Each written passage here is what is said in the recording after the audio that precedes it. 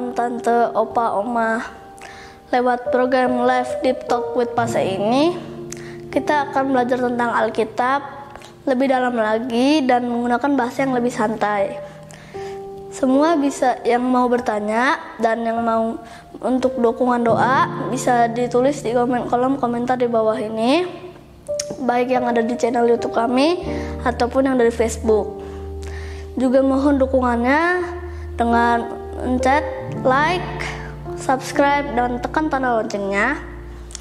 Dan jika ada yang ingin mendukung lebih lewat dana, bisa disampaikan lewat nomor rekening di bawah yang tersedia di kolom deskripsi. Lebih dari segalanya, mohon dukungan doanya ya, agar program ini bisa menjadi berkat bagi banyak orang, terlebih menyenangkan hati Tuhan. Terima kasih, Tuhan Yesus memberkati semuanya.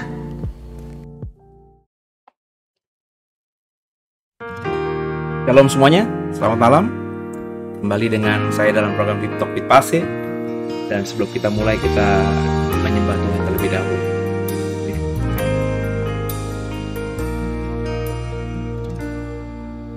For all you've done, for all you're going to do, we give you thanks and we lift our praise to you.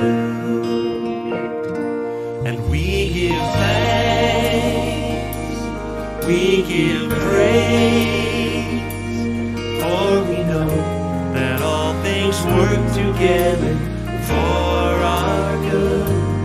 We give thanks, we give praise, for by faith we know your grace will see us through.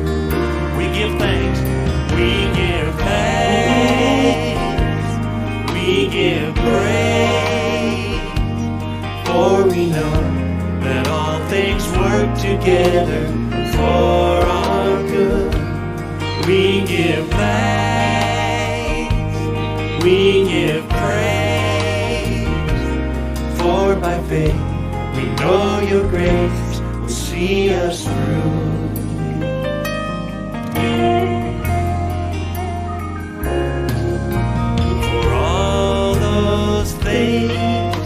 That we don't understand, we come by faith and we place them in your hand.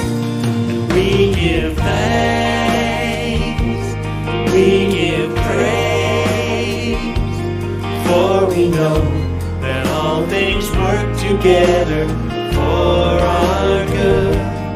We give thanks, we give praise, for by faith we know your grace will see us through. Even if we stumble, even if we fall, you will not forsake us. You are King and Lord of all. Lord of all. And we give thanks, we give praise, for we know that all things work together for our good. We give thanks, we give praise, for by faith we know your grace will see us through. We give thanks, we give thanks, we give praise, for we know that all things work together for our good. We give thanks and we give praise, for by faith we know your grace will see us through.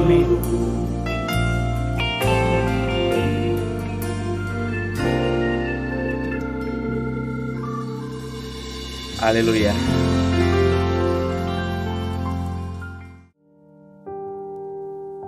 Ya, selamat malam semuanya, kembali bersama di dalam program Deep Talk with Pase ini ya. Kita hari ini lanjutkan pasal yang ke-11 di dalam perikop yang kedua ya. Jadi pasal 11 ini saya bagi karena ya cukup dalam lah ya pasal 11 ini, sehingga kemarin kita bahas perikop yang pertama dan ini kita akan ngebahas perikop yang kedua. Dan sebelum kita masuk dalam pembahasan kita di 1 Korintus pasal yang ke-11 ayat 17 dan seterusnya, kita doa dulu terlebih dahulu bersama. Bapa, kami mengucap syukur malam hari ini kami boleh ada kembali dalam program Deep Talk with Parse, dan ajar kami kebenaran-Mu Tuhan, sehingga lewat pembacaan Alkitab, lewat diskusi ini kami bisa mendapatkan suatu pemahaman yang benar, sehingga membuat kami semakin hari semakin menjadi pribadi yang menyenangkan Tuhan. Bicara kepada kami Tuhan, jangan ada satupun kami yang Kau lalui. Haleluya. Amin.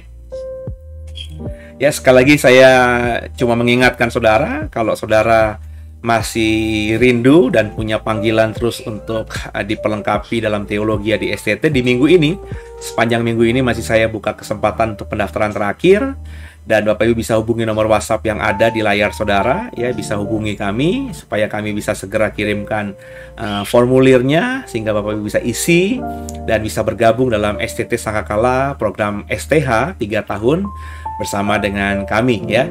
Dan nanti soal teknis biaya segala macam Bapak Ibu nggak usah pikirin dulu, yang penting ada kerinduan, dan nanti kita akan bertemu dalam interview gitu ya. Jadi saya pasti akan bantu saudara asal saudara mau komitmen 3 tahun bertumbuh, belajar teologi ya, supaya nanti ke depan pelayanan saudara semakin berdampak dan nama Tuhan dipermuliakan gitu ya. Dan ayo sama-sama kita siapkan Alkitab kita. Kita akan membaca ya perikop kedua di kisah 1 Korintus pasal yang ke-11. Judulnya kebiasaan-kebiasaan yang salah dalam perjamuan malam. Jadi kita akan ngebahas ini, dan kita coba baca ya Bapak Ibu ya, ayat yang ke-17 sampai ke-19 dulu ya. Nanti kita baru naikin. Demikian firman Tuhan. Dalam peraturan-peraturan yang berikut, aku tidak dapat memuji kamu, sebab pertemuan-pertemuanmu tidak mendatangkan kebaikan, tapi mendatangkan keburukan. Sebab pertama-tama aku mendengar bahwa apabila kamu berkumpul sebagai jemaat, ada perpecahan di antara kamu, dan hal itu sedikit banyak aku percaya. Sebab di antara kamu harus ada perpecahan, supaya nyata nanti siapakah di antara kamu yang tahan uji. Ini menarik saudara ya. Satu sisi Paulus berkata dia tidak bisa memuji jemaat Korintus karena yang dia dengar, yang dia dapatkan informasinya, setiap ada pertemuan jemaat ya, itu tidak mendatangkan kebaikan di ayat 1, di ayat 17 tadi, tapi mendatangkan keburukan. Dan Paulus berkata ya, aku sedikit percaya ya. Aku percaya akan hal itu ya. Ada perpecahan di antara kamu. Dan aku juga di ayat yang ke-19 tadi percaya juga ini diizinkan ya, supaya nyata di antara kamu mana yang tahan uji. Jadi menarik di sini saudara, bahwa kadang-kadang perpecahan itu tidak selamanya negatif ya. Kadangkala perpecahan itu diizinkan Tuhan terjadi atas komunitas kita, dalam hal ini jemaat di kota Korintus. Mungkin dalam refleksi hari ini di jemaat gereja kita masing-masing, ada perpecahan, ada perdebatan, ada gesekan-gesekan di antara jemaat, di antara para leaders gereja, itu supaya kelihatan siapa yang tahan uji. Siapa yang terus bisa komitmen dalam pelayanannya ya. Jadi memang kalau tidak ada masalah, semuanya pasti kelihatannya indah, semua kelihatannya baik, saudara. Tapi ketika ada masalah, ada gesekan, ada intrik, ada perdebatan, ada sedikit pertikaian di antara kita, itu bisa membuktikan siapa sebenarnya di antara kita yang bertikai itu. Ya, karena kalau bertikai kan nggak mungkin satu pihak saja, ada dua pihak. Jadi misalnya kita bertikai, maka saudara juga punya masalah, saya juga punya masalah gitu kan. Sehingga akhirnya karena masing-masing kita punya masalah, kita ada perdebatan, ada pertikaian di situ. Nah, kadang-kadang kalau kita melihat selalu dengan sudut pandang yang positif bahwa pertikaian itu yang bisa nanti menimbulkan perpecahan itu sebenarnya menunjukkan siapa sebenarnya yang tahan uji terhadap semua itu. Ya, mana yang setelah ada pertikaian, ada perdebatan, ada perpecahan yang terus akhirnya melayani Tuhan. Di mana ketika kita punya masalah, kita akhirnya berpisah, tadinya satu komunitas menjadi pecah dua komunitas, kita akan lihat nanti mana komunitas yang terus setia bersama dengan Tuhan tentunya. Jadi kadang emang Tuhan ingin mengizinkan masalah terjadi supaya kelihatan itu. Maafkan saya kalau kalimatnya agak kasar, agak keras. Mana yang kambing, mana yang domba gitu ya. Mana yang benar-benar tulus dan mana benar-benar yang hanya mencari masalah. Ya. Dan itu pasti teruji, saudara. Saya punya banyak pengalaman teruji lewat waktu gitu. Ada orang yang mengambil kesempatan dalam pelayanan, ya, mulai merongrong wibawa pimpinannya, misalnya seperti itu, ya. Kemudian akhirnya benturan kencang lah, ya. Akhirnya memisahkan diri, berpisah satu dengan lainnya, ya. Meskipun yang satu punya kekuatan secara finansial misalnya, punya kekuatan secara massa misalnya, kalau ini memang yang menjadi biang keroknya, ya percayalah, saya sudah melihat banyak, ini akan gugur dengan sendirinya dan pihak yang sebelahnya, kalau memang tulus dan Tuhan pilih, akan terus bertahan meskipun dengan kesederhanaan. Jadi waktu selalu yang akan menjadi hakim, saudara. Ya. Jadi kita tidak bisa berdiri pada hari ini ketika kita bertikai dengan rekan kita, dengan partner kita, dengan rekan sekerja kita, kita berkata bahwa pokoknya percayalah saya yang dipilih Tuhan. Nggak bisa begitu, saudara. Ya, sayalah yang benar. Nggak bisa begitu, saudara. Biarlah waktu nanti yang berjalan. Ya. Sebab waktu itu tidak bisa berdusta. Ya. Mana yang terus bisa komitmen setia melayani Tuhan, itu akan kelihatan nantinya, ya, di depannya tentu. Ya, jadi bagi saya ketika sudah punya pemahaman seperti ini, permasalahan, pertikaian, meskipun kita tolak, kita berusaha untuk manage dan hindari, ya, tapi selalu ada kemungkinan terjadi di depan, ya, karena memang Tuhan ingin menguji kita, ya, apakah kita ini seperti emas murni yang tahan uji. Emas dibakar dengan api yang panas sekalipun tetaplah emas. Mungkin bentuknya berbeda. Tadinya kotak dibakar sedemikian rupa menjadi cair atau bentuk yang lain karena ada tempat tadahan yang berbentuk beda selain yang kotak tadi, tapi tetap itu emas, saudara. Nggak akan hancur. Beda dengan kayu, beda dengan jerami yang bentuknya seperti itu, ketika dibakar ya jadi abu, nggak akan ada bentuknya lagi dan akan hilang ditiup angin. Jadi bagi saya, saudara, kita harus bijaksana ketika sedang dalam masalah pertikaian dengan partner, dengan rekan kita, apalagi dalam pelayanan. Ya, tidak perlu saling menyalahkan, tidak perlu saling menganggap dirinya hebat. Ya, kita uji saja, ya, diri kita dan rekan kita yang sedang bertikai dengan kita, ya. Kalau berpisah ya silahkan berpisah, ya, tidak usah diributkan, tidak usah saling menjelekkan, ya. Itu yang selalu saya jaga, saudara. Ya, saya sudah berpisah beberapa kali. Saya bahkan pernah dikeluarkan tanpa saya rasa saya punya salah dari sebuah komunitas gereja, ya. Saya diam saja sampai detik ini, nggak ada kata-kata sia-sia yang saya sampaikan. Bahkan ketika banyak orang bilang membela saya dengan menyalahkan gereja tersebut, bahkan gembala saya bilang udah diem aja gitu ya. Kalau Tuhan memang izinkan ini terjadi, maka Tuhan punya rencana buat saya. Kalimat saya cuma begitu, ya. Saya menjaga benar agar tidak keluar kata sia-sia, kata-kata yang memaki-maki, kata-kata yang negatif. Enggak, saya diem aja. Saya ketika berpisah ya sudah berpisah begitu ya. Saya berjalan dengan perahu yang Tuhan izinkan meskipun masih kecil. Saya belajar setia ya. Dan saya nggak perlu kepo ngurusin bahtera besar yang mengeluarkan saya ini ya. Saya bahkan tidak mau cari tahu ya. Ya, saya tidak mau mencari informasi apapun yang terjadi di dalam ya.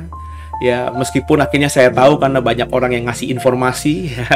Kadang-kadang gitu saudara ya, kita tidak mau cari tahu tapi ketemu orang yang cerita gitu ya. Kita mau putusin omongannya gitu ya. Tapi ya orang ini mungkin punya sesuatu yang minta di-sharingkan juga gitu ya. Jadi ya saya dapat informasi tapi ya saya anggap itu angin lalu aja, masuk telinga kiri, keluar telinga kanan, saya nggak pernah pedulikan karena ya memang bukan kepentingan saya juga ya. Ini sudah di luar juga otoritas saya. Saya ngomong apapun ya tidak akan berdampak apapun bagi perahu besar yang sudah mengeluarkan saya ini ya, kecuali Tuhan izinkan saya bisa bertemu dengan para leaders mereka, para pemimpin mereka atau juga gembala saya yang dulu gitu ya. Saya mungkin bisa bicara gitu ya karena ini pasti berdampak. Tapi kalau hanya ngomongin doang, bagi saya buat apa gitu ya. Biarlah mereka berjalan dengan hati dan panggilan mereka. Saya berjalan saat ini dengan hati dan panggilan saya tentunya. Dan saya belajar positif. Kami berdua yang sudah berpisah ini sama-sama ingin menyenangkan hati Tuhan ya.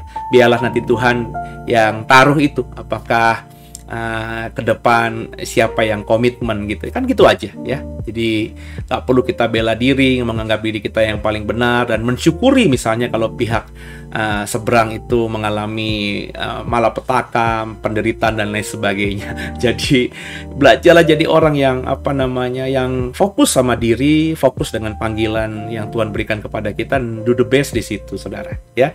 Jadi menarik nih, di pasal 11 ayat 17 ada perpecahan yang terjadi, yang kata Paulus itu mungkin Tuhan izinkan supaya ada yang tahan uji, mana ada yang tidak tahan uji gitu ya. Kita naikin ya ayat yang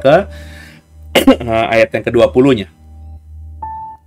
Oke, coba kita lihat di layar kita ayat 20. Oke. Naikin lagi bisa kali ya? Saya naikin lagi ya saudara ya. Oke. Ayat 20. Malah ketinggian. Kita turunin lagi. Oke. Ya, ayat 20. Bersama saya ya saudara ya. Apabila kamu berkumpul, kamu bukanlah berkumpul untuk makan perjamuan Tuhan. Jadi rupanya saudara, Paulus mendapatkan informasi pertikaian mereka ini terjadi ketika mereka sedang berkumpul. Dan ciri khas gereja mula-mula, kalau berkumpul itu mereka orang-orang percaya saling berkumpul di hari Tuhan di rumah yang satu, besok minggu depan di rumah yang lain gitu ya. Karena saat itu kekristenan belum dalam bentuk organisasi yang sehat, organisasi yang matang begitu, masih sporadis sifatnya, masih terpecah-pecah gitu ya, belum punya gereja yang besar gitu ya. Jadi setiap perkumpulan itu ya dilakukan di rumah-rumah orang-orang ya, berganti-gantian begitu ya. Dan setiap ada perkumpulan ya, mereka, kata Paulus lewat surat kepada jemaat di Korintus ini kita bisa baca, mereka selalu melakukan perjamuan Tuhan. Apa itu perjamuan Tuhan? Itu perjamuan kudus, perjamuan suci. Seperti yang Yesus lakukan di dalam perjamuan Paskah atau The Last Supper, perjamuan terakhir dengan para muridnya itu ya. Itulah yang terus diulang, dilakukan oleh orang-orang Kristen gereja awal ketika mereka melakukan perkumpulan ya. Itu yang akhirnya saya tafsirkan dalam pelayanan di The Way, bahwa setiap kita berkumpul, khususnya berkumpul di hari Tuhan di gereja, maka selalu dalam ibadah Minggu Raya itu selalu ada perjamuan ya, perjamuan suci, perjamuan kudus ya. Di luar itu tentatif ya, kalau mau ya diadakan, kalau tidak mau ya tidak kenapa-napa gitu ya.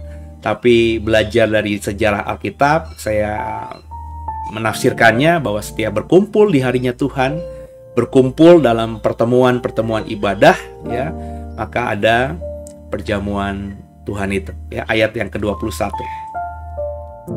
Sebab pada perjamuan itu tiap-tiap orang memakan dahulu makanannya sendiri, sehingga yang seorang lapar dan yang lain mabuk. Apakah kamu tidak mempunyai rumah sendiri untuk makan dan minum? Atau maukah kamu menghinakan jemaat Allah dan memalukan orang-orang yang tidak mempunyai apa-apa? Apakah yang kukatakan kepada kamu? Memuji kamu? Dalam hal ini aku tidak memuji. Jadi perjamuan Tuhan yang dilakukan oleh gereja mula-mula, saudara, itu agak beda dengan perjamuan kudus atau perjamuan suci yang dilakukan kita dan gereja kita masing-masing. Tentu dalam konteks gereja modern saat ini, perjamuan Tuhan, perjamuan kudus, perjamuan suci, yakni menyatu dengan tubuh dan darah Tuhan. Ada roti, ya, roti yang dipecah-pecahkan. Zaman saya kecil itu modelnya roti tawar gitu, saudara. Terus pendetanya memecah-mecahkan, ya, terus dibagi kepada semua sidang jemaat yang sudah disidi atau sudah dewasa iman, ya. Kemudian anggurnya zaman saya kecil dulu, remaja dulu, anggur cawan, ya, cawan besar isinya anggur dan diminum, dilap, dioper ke kiri, diminum lagi, dilap, supaya tidak ada bibir bekas yang nempel di situ, atau tante-tante yang biasanya pakai lipstick menor itu tidak nempel di cawan itu, ya. Kemudian dikasih, tapi lebih modern lagi, lebih pribadi, lebih privat, lebih higienis. Ada hosti yang sudah dibuat sedemikian rupa oleh pabrikan-pabrikan atau industri rumah tangga yang membuat hosti tipis, bulat gitu ya. Jadi hanya untuk diri sendiri. Kemudian juga anggurnya sudah dalam bentuk sloki atau mungkin juga cawan-cawan kecil plastik gitu yang di-seal begitu, yang Bapak Ibu bisa temukan misalnya kalau ke toko buku Kristen besar pasti ada itu ya. Satu plastik besar, perjamuan isi 50 pack, baik hosti maupun anggurnya, kurang lebih seperti itu ya di zaman modern ini. Hanya itu saja. Cuma kalau kita baca dalam kitab Korintus ini, rupanya perjamuan Tuhan yang diadakan oleh jemaat Kristen di kota Korintus saat itu ya perjamuan besar juga, ya. Jadi bukan semata perjamuan kudus seperti kita, tapi juga ada perjamuan makannya, ya. Nah, di dalam perjamuan makan itu entah apakah lebih dahulu perjamuan Tuhannya atau di tengah-tengah atau di belakang perjamuan makan baru perjamuan Tuhan, kita tidak bisa ketemu informasinya, ya. Tapi pasti yang saya bisa baca itu ada satu kesatuan. Jadi bukan cuma makan tubuh Yesus, bukan cuma minum darah Yesus, tapi ada perjamuan besar, ya, ada makan-makannya begitu ya. Dan itu menjadi perpecahan. Kenapa? Karena kata Paulus, masing-masing orang itu makan makanannya sendiri, ya, mementingkan dirinya sendiri. Di situ ada ayam 1 ekor, dia nggak peduli yang lainnya, dia ambil sendiri. Ada roti yang masih panas, yang masih hangat from the oven gitu ya, dia ambil langsung sendiri untuk diri sendiri, dia nggak peduli orang lain. Kurang lebih itulah. Sehingga akhirnya ada yang kekenyangan, ada yang tidak mendapatkan dan mengalami kelaparan. Makanya Paulus katakan jelas di ayat yang ke-22 tadi, apakah kamu nggak punya rumah sendiri untuk makan dan minum? Kenapa ketika berkumpul dalam perjamuan Tuhan, ya, di dalam ibadah, kamu kayak makannya kalap, kayak nggak pernah makan di rumahmu, kayak nggak pernah minum di rumahmu, kurang lebih begitu ya. Ya, jadi kegiatan ini, kata Paulus di ayat 22 ini, malah menghinakan jemaat Allah, ya, dan bahkan dikatakan memalukan orang-orang yang tidak mempunyai apa-apa. Jadi ketika yang datang itu jemaat yang miskin, yang memang punya kerinduan untuk beribadah, terima tubuh darah Yesus, sekaligus juga berharap mendapatkan makanan, minuman karena memang keterbatasan mereka, ya, itu kan bagus gitu ya. Jadi tuan rumah yang membuka ibadah, menyiapkan makan malam begitu atau makan siang, perjamuan besar, dengan harapan seperti gereja mula-mula yang kekurangan, yang kelaparan bisa kenyang di situ, akhirnya tidak mendapatkan. Kenapa? Karena masing-masing orang yang memikirkan dirinya sendiri, ya. Seolah-olah mereka nggak pernah makan juga di rumah mereka, nggak pernah minum juga di rumah mereka. Seolah-olah mereka juga tidak pernah merasakan itu semua di rumah mereka. Mereka menikmati sendiri, sehingga ketika yang miskin datang, yang kekurangan datang, dan terlambat gitu datangnya, atau karena sungkanan gitu ya, akhirnya tidak mendapatkan apa-apa. Ini egoisme atau mementingkan diri sendiri ini juga penyakit yang ada di gereja. Ya, padahal kita diajarkan nanti kalau Bapak Ibu membaca Korintus ini benar-benar Paulus mengajarkannya secara detail, sistematis ya. Ada perikop soal kasih juga ya. Kita akan nanti bahas di pasal-pasal berikutnya. Bahwa kasih itu ya, mementingkan orang lain, memikirkan orang lain ya. Itu kalau Bapak Ibu sudah mengikuti Korintus dari pasal pertama, kedua, ketiga ya, Bapak Ibu yang belum ya, coba ikuti ya. Pasal-pasal awal ya, dari awal 1 Korintus ini kita tadarusan, coba diikuti. Ya, di situ Paulus menekankan bahwa banyak orang Kristen itu ya tadi ego ya. Kalau mikirin hati nuraninya sendiri, bukan hati nurani orang lain ya. Sehingga sering menjadi batu sandungan karena nggak pernah mikirin orang lain, perasaan orang lain. Yang penting gue oke, gue yang aman, gue nyaman, gue diberkati, enough. Nah, inilah yang penyakit yang bagi saya sebagai hamba Tuhan itu masih ada dan bahkan semakin berkembang di gereja akhir zaman ini. Ya. Ya, saya punya pengalaman banyak lah ya soal hal ini ya. Yang seperti pernah saya singgung juga soal perjamuan Tuhan gitu ya. Kalau bagi saya mah kalau orang mampu ya sudah gitu ya. Seperti beberapa gereja kan menekankan soal kuasa perjamuan Tuhan ini, sehingga ada beberapa gereja yang bahkan menekankan sedemikian rupa sehingga jemaatnya itu punya pemahaman ya perjamuan kudus tuh harus setiap hari, kalau bisa ya 3 kali sehari kayak minum obat aja gitu ya.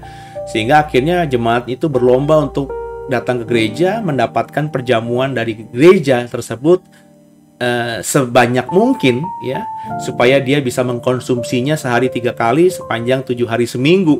Minggu depan ke gereja lagi ambil lagi ya. Dan ini fakta terjadi saudara.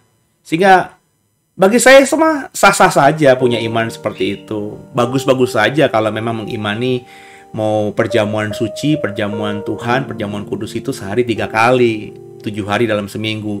Silahkan gitu ya. Tapi kalau bagi orang yang mampu, bagi orang yang berada, keuangan, materi tidak masalah, mestinya malu gitu ya. Kalau misalnya ngambilnya di gereja, mestinya malu saudara ya. Mestinya saudara yang punya kemampuan finansial, tidak ada masalah dengan ekonomi, ya beli saja di toko buku, pesan saja di online, sekarang banyak sekali saudara ya. Dan itu yang kau bawa ke gerejamu, punyamu sendiri, kau beli sendiri, dan untuk kita bawa dalam doa, sehingga ketika kita konsumsi nanti kita mengimani itu adalah tubuh dan darah Tuhan. Bukannya minta-minta rebutan di gereja. Mungkin gereja tidak masalah karena gereja punya kemampuan misalnya untuk menyediakan berapa saja. Tapi kan distribusinya terbatas ya. Sehingga kadang-kadang karena perjamuan kudus kita bisa gontok-gontokan, sikut-sikutan dengan orang lain gitu. Rebutan dengan orang lain. Ini kan menyedihkan ya. Satu sisi kita beriman bagus, tapi sisi lain kita melukai saudara seiman kita. Sengaja atau tidak sengaja itu lain soal. Tapi melukai. Satu sisi ingin melakukan hal yang baik, tapi hal yang jahat kita lakukan juga di dalam kesempatan yang sama. Akhirnya sesuatu yang baik itu pahalanya kita nggak dapatkan gitu. Karena kita dalam kesempatan itu juga melakukan mudarat atau melukai sesama kita. Nah ini kan konyol ya, konyol ya. Jadi saya tadi juga barusan menghubungi sebuah keluarga karena memang sudah janjian begitu ya. Yang intinya diceritakan kepada saya, kepala keluarga rindu pengen ada mesbah keluarga di rumahnya, tapi sering susah menjalankannya karena ada 1, 2, 3 member keluarga, anggota keluarga yang tidak bisa bersamaan ya. Ya akhirnya ada masalah lah, mungkin perdebatan, mungkin juga nasihat, mungkin juga akhirnya meluap jadi emosi, ya saling memegang pendapat masing-masing, dan akhirnya merusak damai sejahtera rumah tangganya. Ya, satu sisi saya bilang, sisi yang satu kau niat ingin baik Pak, bikin mesbah doa, mesbah keluarga, semua anggota keluarga join sehingga ada kesatuan begitu. Tapi sisi yang lain, gara-gara kau ingin memaksakan hal itu, damai sejahtera hilang karena kau ribut dengan istrimu mungkin, dengan anakmu mungkin, dengan keluargamu yang tinggal bersama di rumah itu mungkin, dan akhirnya malah tidak mendatangkan berkat gitu ya. Jadi masing-masing kita ayo belajar untuk memahami satu dengan lainnya, mengerti satu dengan lainnya ya. Jangan berbuat sesuatu yang bagi saya rakus ya, mementingkan diri sendiri. Seolah-olah kita kayaknya nggak pernah atau nggak mampu mengusahakannya sendiri. Paulus mengkritik dengan sangat tajam, seperti kamu nggak punya rumah sendiri, sehingga ketika perjamuan atau pertemuan ibadah, ada perjamuan makan, kok kayak makannya kalap, kayak nggak pernah makan gitu di rumah. Ya, anggur yang kau minum tuh kau minum sebanyak-banyaknya, seolah-olah kau di rumah nggak punya anggur untuk minum. Padahal dalam budaya zaman itu ya, ada anggur, roti itu selalu tersedia di rumah masing-masing. Mereka bisa menikmatinya. Ya, mungkin ya seperti banyak orang di zaman sekarang aji mumpung gitu ya. Oh ya, mumpung gratis lah gitu ya. Sehingga akhirnya kalap begitu. Ya. Ini yang yang harus dikritisi dan juga harus kita cermati supaya kita tidak jatuh dalam dosa di sini. Dan kalau saya amati, saya sudah pernah sharingkan juga ya, itu masih berulang ya. Di gereja orang tua saya itu juga saya masih amati begitu, gereja lama saya juga gitu ya. Saya sering sharing sama ibu saya gitu ya.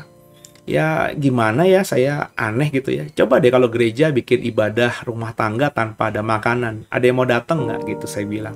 Ya kadang-kadang saya miris gitu ya. Saya pernah dalam satu, ini mungkin kasus ya, tapi kalau bagi saya sih bukan kasus, ini kayak sudah menjadi preseden gitu ya. Karena saya juga sudah cukup lama di tempat itu, di gereja itu, di komunitas itu, dan saya bisa mengamatinya gitu. Ya, jadi misalnya ibadah rumah tangga, ya si tuan rumah tentu ingin melayani dengan memberi yang terbaik, memasak masakan yang paling enak menurut mereka, minuman siapin yang paling enak buat tamu-tamunya yang mereka bisa mampu. Jadi ketika habis ibadah ada makan malam bersama gitu ya. Ya, ini kebetulan terjadi di rumah saya masih ingat sekali, dan itu terekam banget, dan itu yang membuat saya akhirnya sedikit marah gitu, karena saya sudah melayani Tuhan. Saya sedih orang kok beribadah model begini gitu ya. Jadi biasanya tuh yang didahulukan tuh yang orang tua terlebih dahulu, atau yang ibu-ibu terlebih dahulu. Biasanya bapak-bapak tuh maunya belakangan gitu ya, atau sebaliknya gitu ya. Saya masih ingat juga kan, kalau dalam budaya timur tuh kayaknya ada beberapa orang yang meskipun sudah bagiannya atau bapak-bapak dipersilakan terlebih dahulu, tapi bapak-bapak ini agak gimana itu, sungkanan atau pakewuhnya ada, sehingga udah saya belakangan aja lah gitu ya. Jadi beberapa memang mungkin menghitung persembahan ya, mungkin juga ada yang di-sharingkan terlebih dahulu, sehingga belum mengambil berkat yang disiapkan oleh tuan rumah, dalam hal ini orang tua saya gitu ya. Jadi saya masih lihat di depan tuh masih ada beberapa om dan tante yang belum mendapatkan makan karena memang masih sibuk, ada masalah mungkin dalam gereja mereka, sehingga perlu didiskusikan lebih dulu, dan makanan nanti aja mungkin bagi mereka. Nah, ada ibu-ibu, saudara, 1-2 ibu-ibu yang sudah makan, tapi langsung keluarin senjata ibu-ibu itu ya, kantong plastik, kantong kresek ya. Mereka di tasnya itu udah ada kantong kresek masing-masing ya, dan mereka sudah berbungkus gitu ya. Seingat saya ibu saya belum mempersilahkan, tuan rumah dalam hal ini belum mempersilahkan mereka untuk berbungkus, tapi mereka sudah berbungkus. Kenapa ibu saya belum mempersilahkan? Karena biasanya memang dipersilahkan gitu ya. Karena ibu saya masih melihat di depan masih ada tamu, masih jemaat lain yang belum makan gitu ya. Dan saya tidak melihat itu, tapi saya menyaksikannya dan mendengarnya. Yang saya lihat dengan mata saya sendiri, ketika makan malam itu dipersilahkan untuk diantri gitu ya, ibu saya mengeluarkan juga snack gitu ya. Ada roti-rotian, ada permen, ada banyak lah, roti basah, dan juga beberapa makanan gitu ya, yang kayak lemper, kayak apalagi ya, masakan kue basah begitu ya, kue lapis ya, yang ya Bapak Ibu ya tahu lah kue basah itu seperti apa, di masing-masing meja. Dengan harapan kalau di satu meja ada 6 orang, ya berarti itu satu piring itu sudah disiapkan buat 6 orang gitu ya. Dan saya lihat, karena saya melihat dengan mata telanjang saya sendiri, karena yang ngantri makanan itu saya tidak lihat, tapi saya tahu itu bungkus itu memang jadi budaya di gereja itu. Tapi ngebungkus duluan saya tidak tahu. Saya mendapatkan informasinya kemudian ya, dari saudara saya, dari orang tua saya juga gitu ya. Tapi saya lihat itu ketika ditaruh di meja, yang lain yang ngantri, ada beberapa ibu-ibu yang saya lihat dari sudut pandang saya itu langsung masukkan itu di kantong kresek itu satu piring. Karena memang tidak ada yang di situ ya. Mereka lagi ngantri makanan yang lainnya, tapi kuenya dimasukin di dalam tasnya. Dan ini bagi saya menyedihkan, dan saya bicara cukup keras dengan ibu saya. Saya bilang begini, Bu, jangan sampai ibu nanti ibadah di tempat orang begini ya, memalukan bagi saya gitu ya. Kayak kita nggak mampu sendiri ya, untuk beli itu lemper, untuk beli atau masak itu masakan gitu ya. Kalau orang lain seperti itu ya biarin aja lah ya, kasihan gitu ya, mementingkan diri sendiri nggak akan jadi berkat ya. Tapi kalau ibu saya pesankan, karena itu orang tua saya ya, jangan sampai nanti hanya gara-gara rakus itu hilang keselamatan gitu saudara ya. Jangan sampai ya Bu ya. Kalau memang itu ibu juga tinggal sendiri, ngapain juga bebungkus-bungkus juga gitu ya, nggak akan jadi makanan juga karena nggak kemakan juga. Jadi udahlah ya, kalau datang ibadah tulus gitu, ibadah fokusnya bukan makanan ya. Karena yang saya amati begitu ya. Ketika ibu saya cerita juga ada ibadah rumah tangga di keluarga tertentu yang memang selalu minim gitu. Kalau ibu saya bilang, kalau ibu kan kalau masak kan memang lebih gitu ya, ya pengen lah jadi berkat lah, memberkati ya, sekali setahun dapat jatah giliran gitu ya. Tapi ada keluarga-keluarga tertentu yang ibu saya bilang memang kalau menyiapkan makan ya seadanya gitu ya.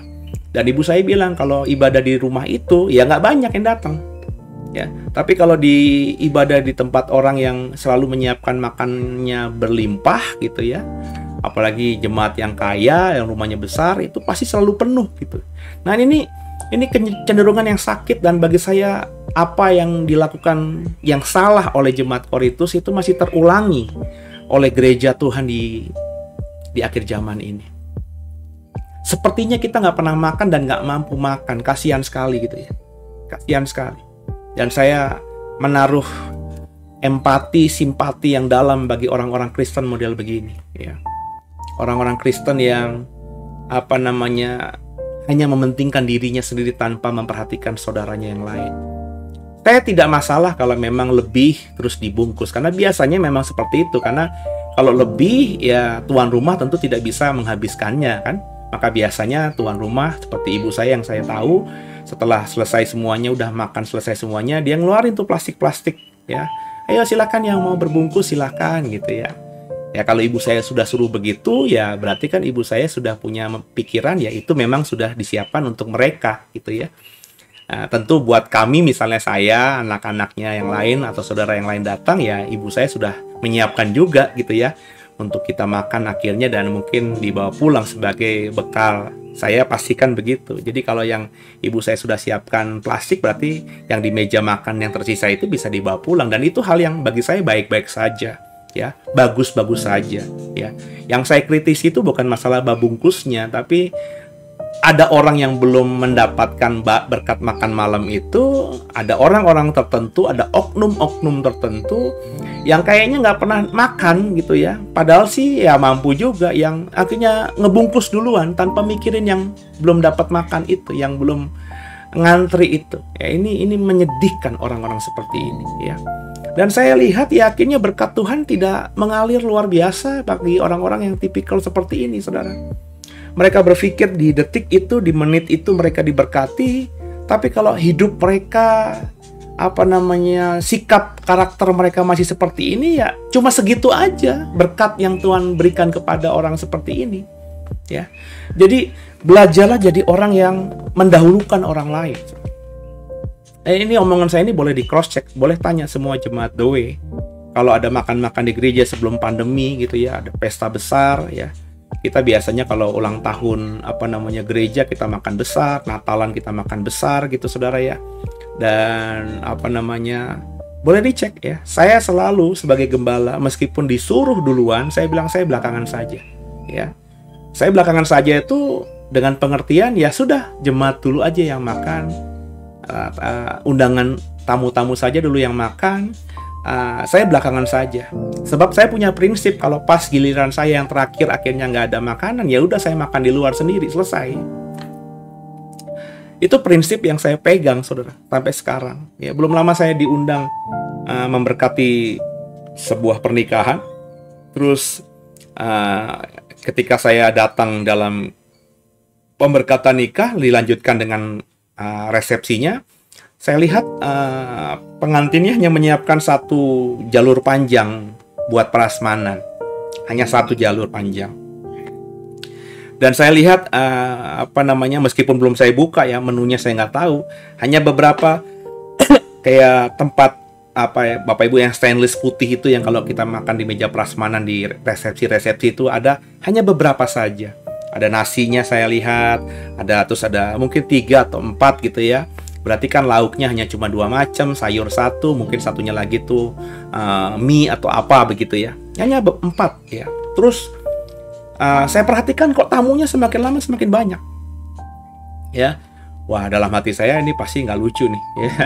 Pasti nanti kekurangan. Saya sudah pasti menduga gitu karena tamunya banyak dan saya lihat makanan ini ya cuma satu meja doang dan cuma beberapa menu ya. Tidak saya lihat di tempat lain paling tidak kalaupun itu makanan terus diisi ngantrinya panjang gitu kan, hanya satu meja, satu jalur saja. Padahal saya memberkati ya. Saya yakin kalau saya nantinya nunggu di situ sampai makan-makan, saya dipersilakan makan duluan. Tapi saya bilang sama teman yang nyopirin saya bilang ya udah kita nanti pokoknya habis pengantin sampai di pelaminan ya, terus saya pimpin doa pembukaan ya dan sekaligus doa makan, kita langsung cabut aja. Kok cabut Pak? Nggak enak Pak nanti Pak. Kan disuruh makan pastinya. Udah kita cabut aja lah, kita cari makan lain di luar aja gitu ya.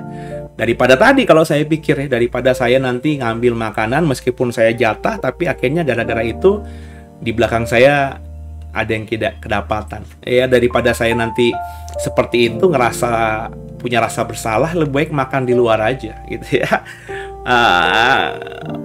Saya minta izin sama pengantin, saya pulang duluan ya, saya sama teman saya ini makan sendiri, makan puas, makan enak gitu ya di restoran ya, tidak diganggu ya, sepuas kita, semampu kita makan gitu kan. Jadi belajarlah saudara hidup seperti ini gitu. Ini hal kecil sih, hal kecil ya, tapi harusnya menjadi prinsip kita ya. Ya kalau bisa mendahulukan orang lain daripada kita akhirnya tampak seperti orang yang rakus, kelaparan atau dan lain sebagainya ya.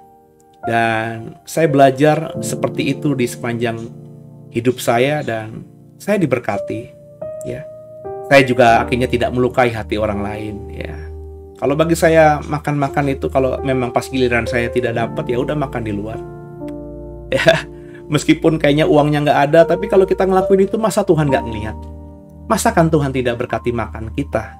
Ya, jadi Bapak Ibu tuh harus sadar bahwa kita ini milik Tuhan. Mata Tuhan tuh melihat kita. Gerak-gerik kita itu meskipun orang tidak mengamati, tapi Tuhan amati loh saudara. Dan tidak ada satu inci pun yang Tuhan khilaf atau tidak bisa mengamati sempurna tindak tanduk kita. Jadi coba dikerjakan ya, coba dihidupi ya. Bahwa kalau Tuhan memberkati kita itu berkatnya tuh ya bisa dengan banyak cara yang ajaib lainnya gitu saudara ya. Jadi hal ini dalam pengalaman banyak sekali saudara saya alami ya. Saya pernah dalam satu kasus seperti tadi ya, saya tinggalkan perjamuan makan itu karena bagi saya akan menjadi chaos gitu ya. Terus saya makan di restoran ya. Pas saya mau bayar, ternyata sudah dibayarin orang yang saya tidak tahu siapa. Jadi rupanya di restoran itu ada orang kenal saya dan dia lebih dahulu atau mungkin juga langsung ngebayarin semuanya. Dan ketika saya selesai dengan orang yang bersama saya mau bayar di kasir, ya sudah dibayarkan katanya Pak. Ini kan sesuatu yang bagi saya nggak tahu siapa yang bayarin Kan nggak mungkin saya amati satu restoran begitu terus saya cari tahu gitu ya. Jadi ya ketika hal ini terjadi dan tidak ada orang yang ngomong sama saya, ya berarti ini berkat dari Tuhan lewat hamba-hamba Tuhan tersebut yang tentunya tidak saya tahu, tapi Tuhan gerakan hatinya untuk memberkati. Jadi God will make a way. Tuhan pasti buka jalan ya. Nah, prinsip ini yang harus dalam program ini saya berharap Bapak Ibu kerjakan gitu ya. Kita lanjutin ya. Ayat 23. Sebab apa yang telah kuteruskan kepadamu telah kuterima dari Tuhan, bahwa Tuhan Yesus pada malam waktu ia diserahkan mengambil roti, dan sesudah itu ia mengucap syukur atasnya, ia memecah-mecahkannya dan berkata, inilah tubuhku yang diserahkan bagi kamu. Perbuatlah ini menjadi peringatan akan aku. Demikian juga ia mengambil cawan sesudah makan, lalu memberkati cawan ini, dan cawan ini adalah perjanjian baru yang dimateraikan oleh darahku. Perbuatlah ini setiap kali kamu minumnya menjadi peringatan akan aku. Kita naikin ya saudara ya, ayat 26-nya. Coba. Ayat 26-nya ya. Sebab setiap kali kamu makan roti ini dan minum cawan ini, kamu memberitakan kematian Tuhan sampai ia datang. Jadi barang siapa dengan cara yang tidak layak makan roti atau minum cawan Tuhan, ia berdosa terhadap tubuh dan darah Tuhan. Karena itu hendaklah tiap-tiap orang menguji dirinya sendiri, dan baru sesudah itu ia makan roti dan minum dari cawan itu. Karena barang siapa makan dan minum tanpa mengakui tubuh Tuhan, ia mendatangkan hukuman atas dirinya. Sebab itu banyak di antara kamu yang lemah, sakit, dan tidak sedikit yang meninggal. Kalau kita menguji diri kita sendiri, hukuman tidak menimpa kita. Ini yang saya tafsirkan dengan begitu kuasanya perjamuan Tuhan, perjamuan kudus, perjamuan suci yang kita lakukan dengan iman kita. Begitu sakralnya itu sehingga dikatakan tadi kita ketika makan tubuh Yesus, minum darah Yesus itu kita memperingati ya, memperingati akan Tuhan. Lakukan ini sebagai peringatan akan aku. Peringatan akan apa? Pengorbanan dia di atas kayu salib itu. Bukankah pengorbanan dia di atas kayu salib itu adalah perkara yang tertinggi yang Yesus lakukan buat kita? Tanpa pengorbanannya di atas kayu salib, maka kita akan terus berdosa dan hidup dalam kutuk dosa. Dia lakukan itu karena dia mengasihi Bapanya, taat sama Bapanya, dan terlebih mengasihi kita, manusia ciptaannya. Jadi, ketika kita memperingati itu, maka kita lakukan itu dengan sikap respect, dengan sikap hormat. Bapak Ibu memperingati kemerdekaan kita dengan dulu zaman saya SMP, SMA, setiap hari Senin upacara bendera. Ya harus dengan respect kan, pakai dasi. Saya ingat saya pakai dasi, pakai baju seragam yang rapi, pakai topi, dengan sikap hormat upacara di tengah lapangan siang panas. Ya. Jadi semua peringatan-peringatan Bapak Ibu diundang sama orang untuk memperingati hari jadinya. Tentu Bapak Ibu datang dengan respect ke acara ulang tahun itu dengan apa? Pakaian yang bagus paling tidak. Ya, tampilan yang elok paling tidak. Nggak mungkin Bapak Ibu berani ke ulang tahun seseorang dengan sandal jepit, nggak mandi, ya cuma pakai sarungan doang Bapak, ya pakai kaos oblong doang Bapak, gitu kan. Ibu pakai daster bolong-bolong, kan nggak mungkin seperti itu. Jadi kalau kita melakukan peringatan terhadap sesuatu, biasanya dalam dunia ini kita lakukan dengan respect, ya. Penghormatan yang tinggi. Apalagi dalam perjamuan Tuhan kita memperingati Tuhan. Makanya selalu saya mengatakan, ya apalagi sekarang ini zaman ibadah online Bapak Ibu yang selalu ibadah Minggu Raya bersama kami dan selalu mengikuti perjamuan Tuhan, saya bilang selalu respect meskipun itu di rumahmu. Ketika perjamuan Tuhan nggak bisa sambil ibadah kita leyeh-leyeh di sofamu yang empuk itu atau sambil tidur di ranjangmu. Ya, ketika kita perjamuan Tuhan, ya kalau memang Bapak Ibu kesulitan untuk berdiri, ya paling tidak sikap duduk sempurna dengan sikap hormat, mengangkat tubuh dan darah Yesus dengan sikap yang hormat. Ya. Dan ini tidak dilakukan oleh jemaat Korintus. Buktinya tadi mereka mendahulukan kepentingan mereka sendiri. Ya. Mereka perjamuan Tuhan sama perjamuan makan di meja makannya sendiri nggak ada ubahnya. Mereka pikir itu hak mereka, mereka pikir itu adalah hidup mereka. Jadi mereka perjamuan Tuhan dengan semaunya sendiri.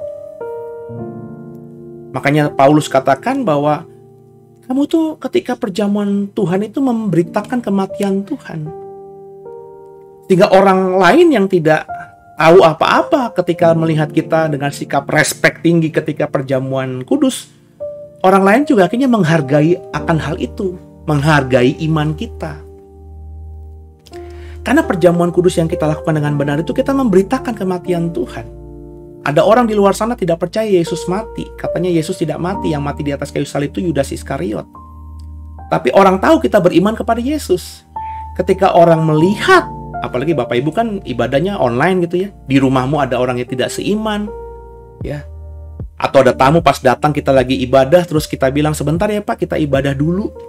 Terus mereka tunggu di ruang tamu, kelihatan kita di ruang tengah lagi perjamuan kudus dan kita sikap hormat. Bukankah mereka juga akan respect dengan iman kita? Respect dengan Tuhan yang kita imani. Dan mungkin ada waktunya Tuhan nanti mereka terjamah atas apa yang mereka saksikan yang sedang kita lakukan. Jadi perjamuan Tuhan itu adalah juga penginjilan, memberitakan kematian Tuhan. Ya. Jadi kata Paulus bahkan ditekankan di ayat 27, jadi barang siapa yang dengan cara yang tidak layak makan tubuh dan minum cawan Tuhan, ia berdosa terhadap tubuh dan darah Kristus. Maka hati-hati saudara. Perjamuan kudus itu bukan cuma bisa mendatangkan mujizat, tapi juga bisa membuat kita berdosa terhadap tubuh dan darah Tuhan. Itu yang saya katakan betapa kudusnya perjamuan kudus itu.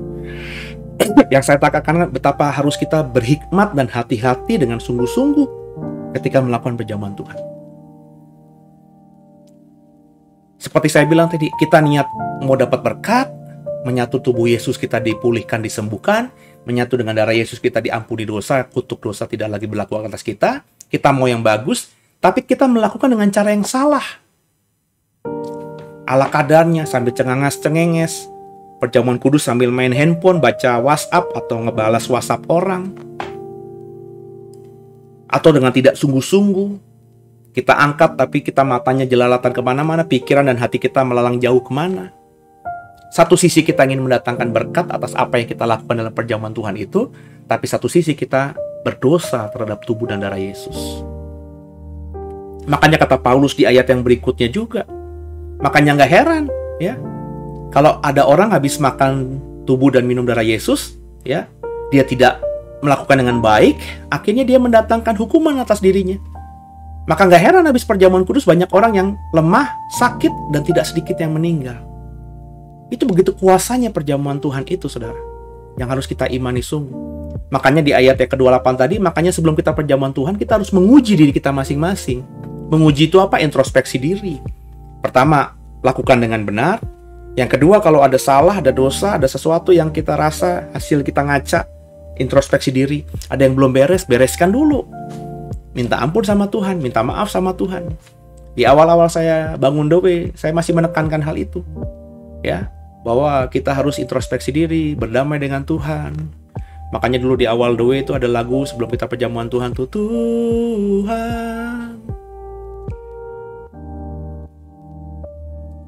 Apa pokoknya lagunya intinya kurang lebih begitu ya. Saya lupa syairnya. Jadi intinya ampunilah kami Tuhan, sucikanlah hidup kami. Jadi kita diajar untuk minta ampun, ya, mengakui salah kita terlebih dahulu, pelanggaran kita beresin sama Tuhan. Kita baru terima tubuh darah Yesus dengan sikap respek, maka berkat yang kita terima bukan hukuman. Ya, itu saya udah pahami belasan tahun yang lalu ketika saya ada di gereja lama. Makanya di gereja lama itu juga saya sudah mulai mengajar itu. Lu jangan rebutan anggur, jangan rebutan hosti. Jangan gara-gara kita mau kita diberkati, kita melukai orang lain. Ya. Kita egois. Jangan nanti habis perjamuan kudus udah rencanain buat dosa. Datang dengan pacar, habis perjamuan kudus berzinah. Atau kemarin sebelumnya berzinah. Hari Sabtunya berzinah, belum minta ampun sama Tuhan, belum menyesal, belum bertobat. Minggunya perjamuan kudus. Jadi bukan lo mujizat yang seperti ditekankan gereja lama saya itu, tapi malah hukuman.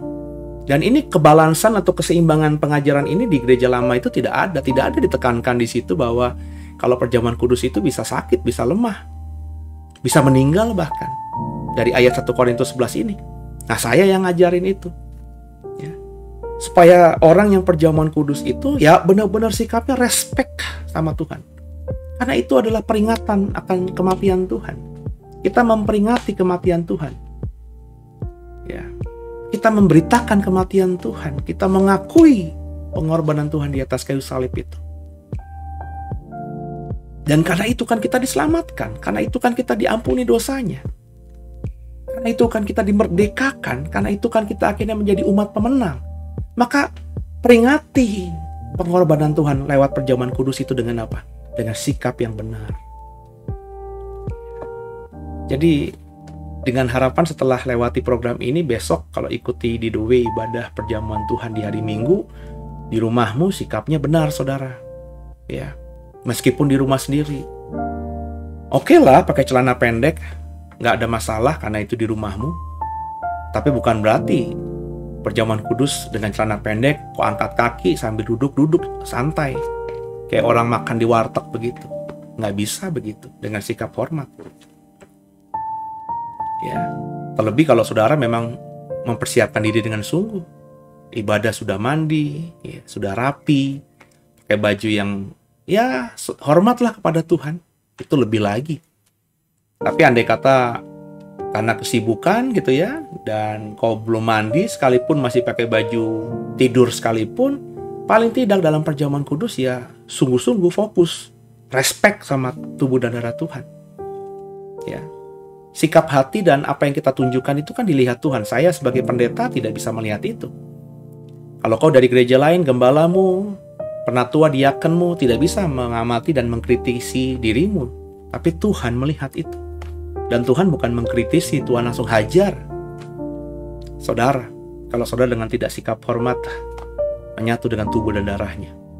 Ya, jadi tolong diperhatikan soal hal ini. Kita lanjutkan ya. Ayat yang ke-31. Kalau kita menguji diri kita sendiri, hukuman tidak menimpa kita. Tetapi kalau kita menerima hukuman dari Tuhan, kita dididik supaya kita tidak akan dihukum bersama-sama dengan dunia. Jadi penghukuman Tuhan itu ya mestinya membuat kita semakin introspeksi diri, itu maksudnya. Jadi kalau Bapak Ibu mengalami hukuman dari Tuhan, apapun itu bentuknya, itu mestinya dibawa dalam kacamatanya Tuhan, bahwa Tuhan mengizinkan hukuman itu. Masalah itu, pencobaan itu kita alami. Supaya kita introspeksi diri, supaya kita semakin mengandalkan Tuhan. Jadi bukan berarti selama-lamanya. Bukan berarti kita akhirnya putus asa, marah-marah sama Tuhan. Ya. Karena lebih baik kita seperti itu, kita dididik, daripada kita akhirnya binasa bersama-sama dengan dunia. Jadi tamparan Tuhan, ajaran Tuhan, didikan Tuhan itu membangun buat kita.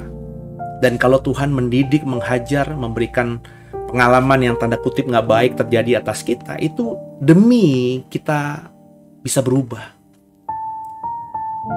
Tuhan tidak mencobai kita dengan kekuatan yang melebihi kekuatan kita kan.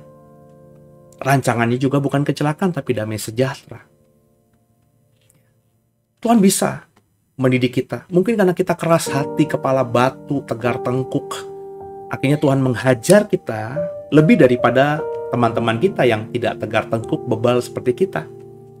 Tapi Dia lakukan itu karena Dia cinta sama kita. Dia sayang sama kita. Saya sama anak juga gitu. Saya sayang sama anak. Tapi kalau sudah saya nasihati sekali, 2 kali, 3 kali, agak ngebangkang, agak bebal hatinya, diulangi lagi kesalahan itu demi kesalahan itu, saya bisa teriak, saudara. Saya bisa teriak. Dan harus saya akui, ketika akhirnya saya teriak masih juga bebal, tangan ini main. Ya, tangan ini main, saudara. Saya bukan tipe pendeta yang tidak pernah main tangan. Ya, meskipun jarang saya gunakan. Tapi saya pakai ini, meskipun dengan tidak kekerasan. Tapi saya tunjukkan kepada anak saya bahwa saya marah. Saya sentil bibirnya, saya sentil telinganya, saya sentil tangannya, saya sentil pipinya. Sebab anak-anak zaman masih seumuran SD gitu belum bisa diajak diskusi dengan baik, saudara.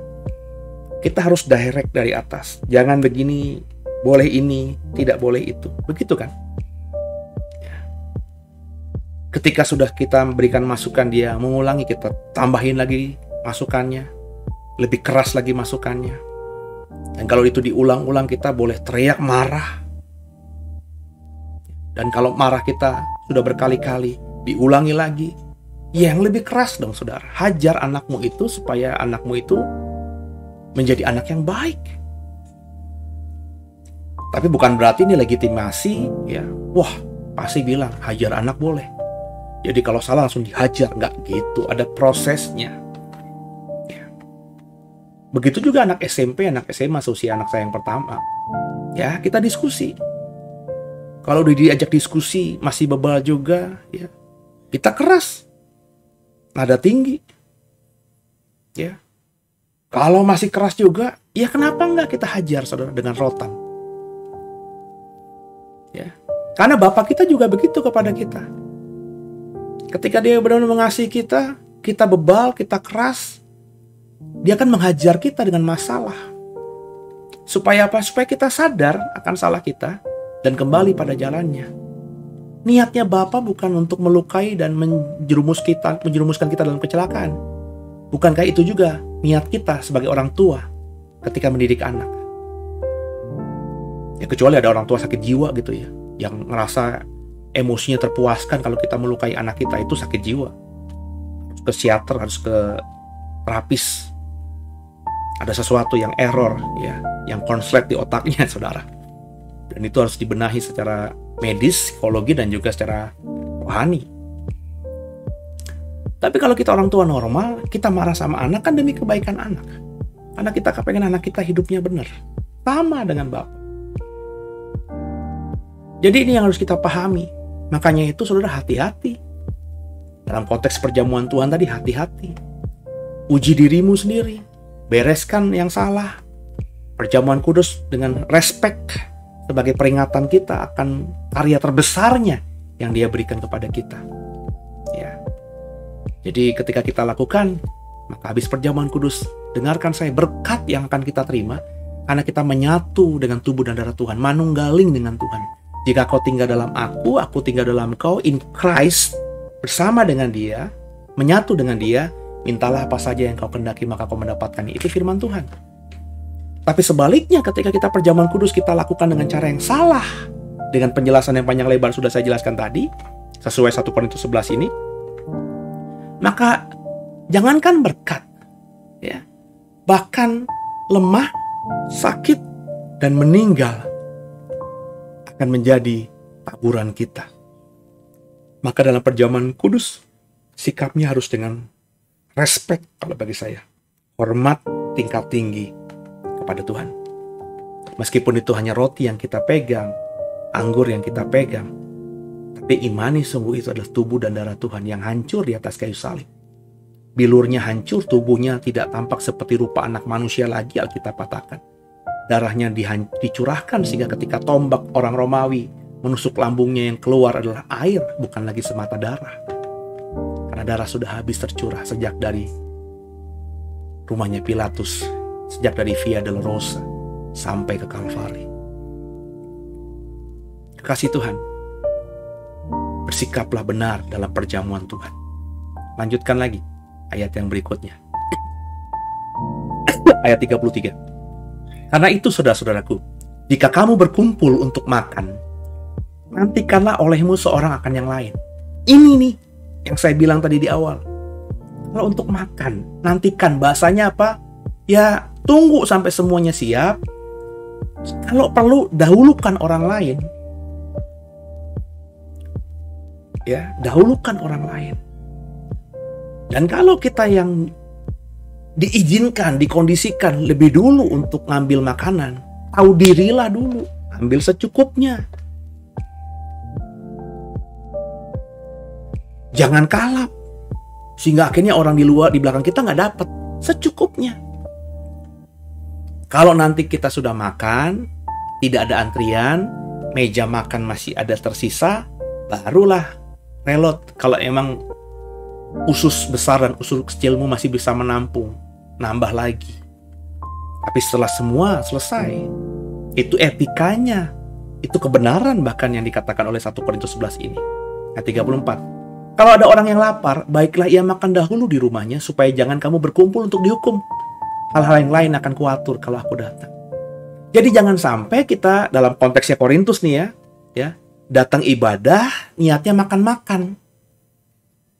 Waduh, nanti ibadah di rumahnya keluarga yang kaya inilah. Ya udahlah, kita ya kita nggak usah makan siang lah, kita puasa nanti malam aja kita makannya. Nggak boleh gitu. Kalau berkatnya ada, makan di rumah dulu. Makan di rumahmu, minum di rumahmu, sekenyangnya.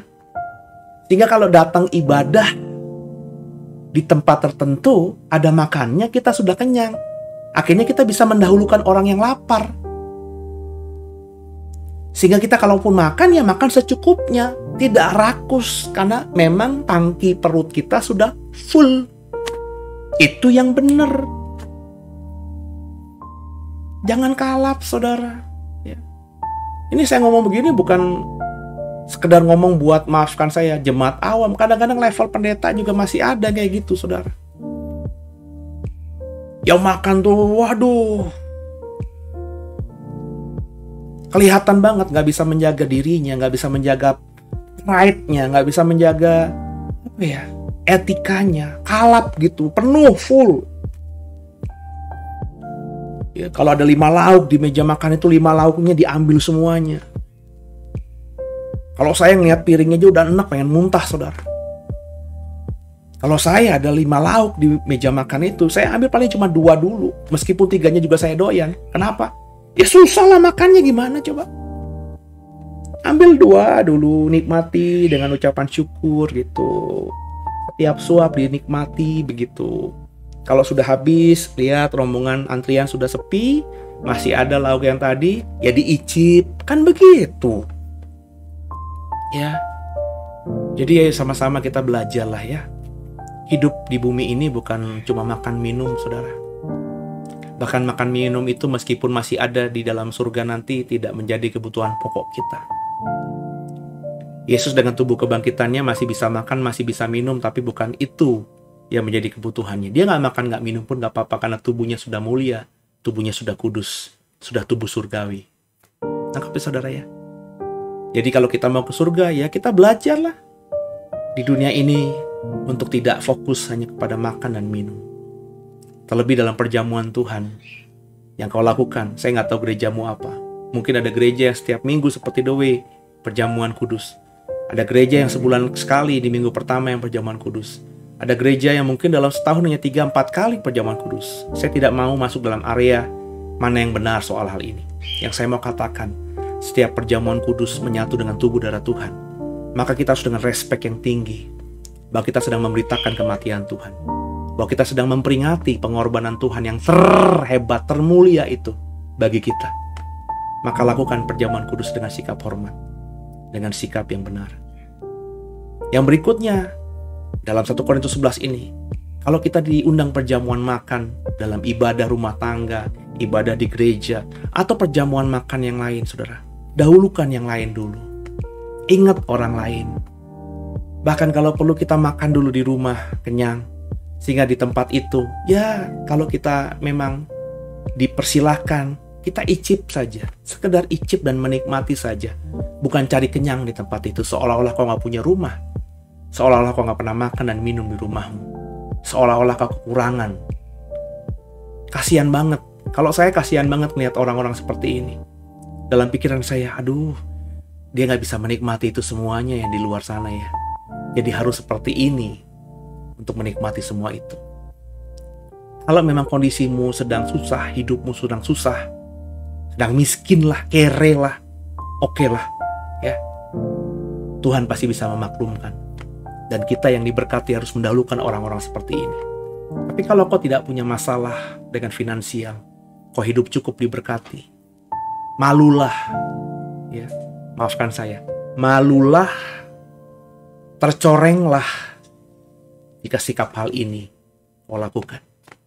Semoga dipahami, semoga dimengerti, dan dikerjakan dalam hidup kita sehari-hari mulai hari ini. Haleluya. Kita sudah bahas selesai 1 Korintus 11, semoga diberkati. Kalau kau diberkati bisa kasih komen di kolom komentar. Ya, sekadar terima kasih Pase, saya diberkati gitu ya, untuk menyemangati saya. Dan kalau diberkati juga bisa di like, bisa di share ya, khusus program ini lewat sosial mediamu, via WhatsApp ke saudaramu, via WhatsApp ke kerabatmu, supaya mereka juga diberkati. Dan kalau kau belum subscribe, bisa di subscribe program ini. Dan terus dukung kami dalam doamu supaya program ini semakin hari semakin baik, semakin tertata dengan baik, semakin isinya jadi berkat.